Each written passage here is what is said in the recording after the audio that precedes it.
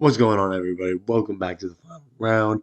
I'm your host, Isaiah, and today I'm going to be going over and discussing and backtracking what I claimed in two videos last week before UFC 322 took place. I made two videos, one talking about how I believe at the time Jack Della Maddalena was the best welterweight on the planet, and how another video I explained talking about is Islam potentially the greatest fighter of this era?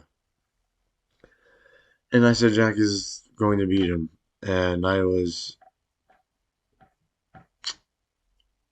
wrong. Very wrong, per se, as we all see in this picture. Islam laid claim to the welterweight belt and is a two division champion. You can't call him a double champion because the UFC is stupid and won't allow that anymore.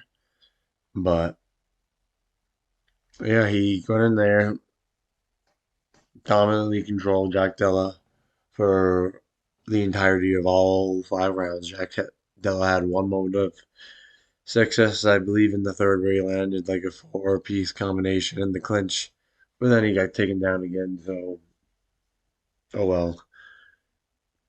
And I'm not gonna shit on his own performance. I'm not gonna sit here and say it was boring as shit. I fucking hated every second of it because yeah, it was boring. Yeah, I was there live, but it is what it is. That's the fight game. It's not entirely Islam's fault. Yeah, he is to blame, but at the same time, Jack is to blame for not getting up off the ground. We have to, and as a Jack fan, it hurts to say that, but Jack got broken and demoralized in that fight, and I hope he comes back better than ever. But that's not what this video is about. It's about Islam and his greatness and how he arguably is the greatest fighter today.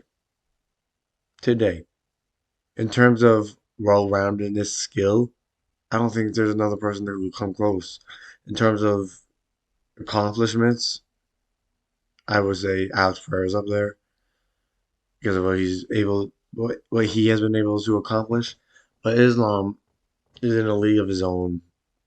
Been able to run through people, and yeah, his first run in the UFC, he never fought the best guys. Fought Drew Dober, then Thiago Moises, and then beat Bobby Green.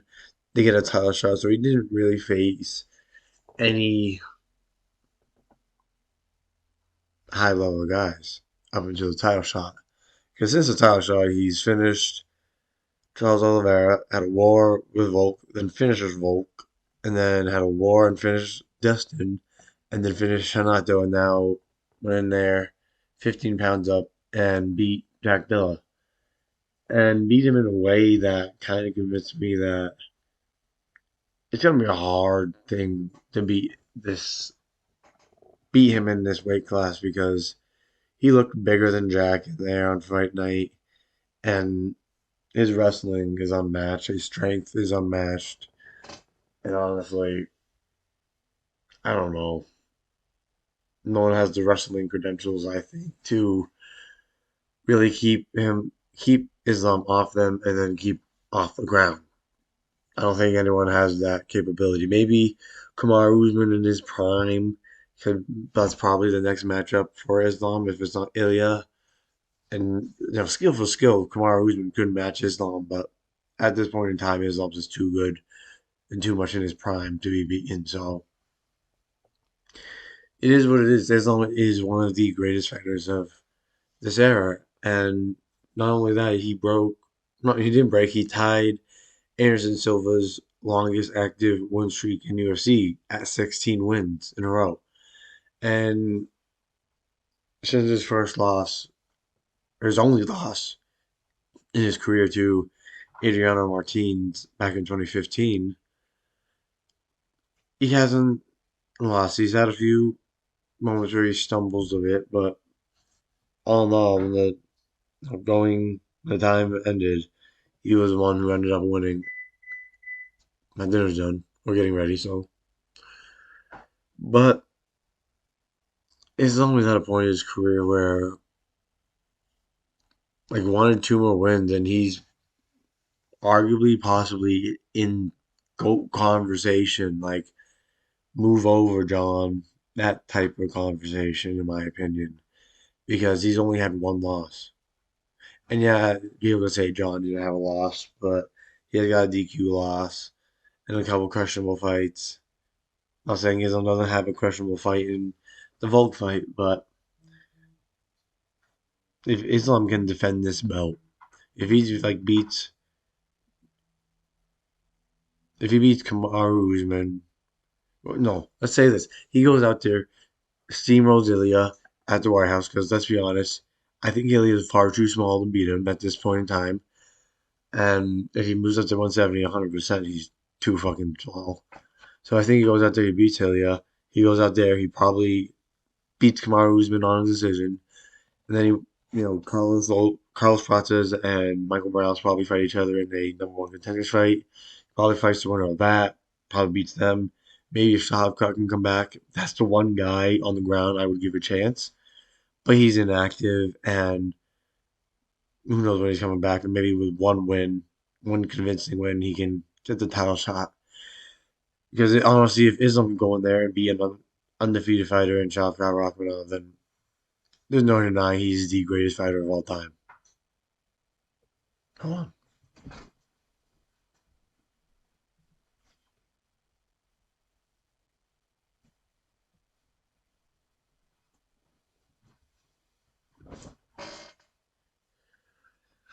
But Islam is now the welterweight champion, dominant. And honestly, I can't say I'm not a fan of the dude. I have been. He's made me a fan. He does finish fights. He is unintentionally funny. And honestly, he's carved out a legacy that it's gonna be hard to touch. And it did come at the expense of my favorite fighter, Jack Della, which ultimately sucks. But Islam's just too damn good, man. Not only is he not only is he the best welterweight on the planet, arguably he is the best fighter on the planet. And I have to take back what I said. I thought Jack Dilla could have some success. I was wrong. He's too good, man. He's too good. I think Islam Makhachev is going to spend the rest of his career undefeated, reach 20, no, reached 30-1. You know, he's already at 28-1, so he only needs 2 more wins. He gets 2 more wins and retires as 30-1, dude. There's nothing else you can say. You can't say he ducked anybody. You can't say he, retired too early. You can't say, fought the easier guys. Because he's taken on all challenges, taken on all colors. Yeah, a couple of his fights have been short notice, like Hanato Moicano and the second Volk fight, but that wasn't his fault. And regardless of what happened, he still showed up fight night and did what needed to be done. So it's hard to argue, and it's undeniable that Islam Makhachev is right now the greatest fighter alive, dude. The pound for pound number one fighter in the world. I think he goes. I think he beats Ilya. I think he beats Usman. I think he beats Shavkat, Carlos, Michael. Brady, Buckley. He's already beaten Jack. And honestly, dude, if he was allowed the time, maybe. I mean, those guys are big guys, but he could have a chance at middleweight. Maybe I'm crazy, but I think he has the skills that could take him up that high. 205 is way too fucking high, but middleweight, another 15 pounds. Who knows? Who knows? But Islam Makhachev is the greatest fighter alive, and honestly, might end his career as the GOAT. There's a possibility of that. There is a strict possibility, and he will knock John off at Mount Rushmore, and he will have his face up there with the likes of DJ and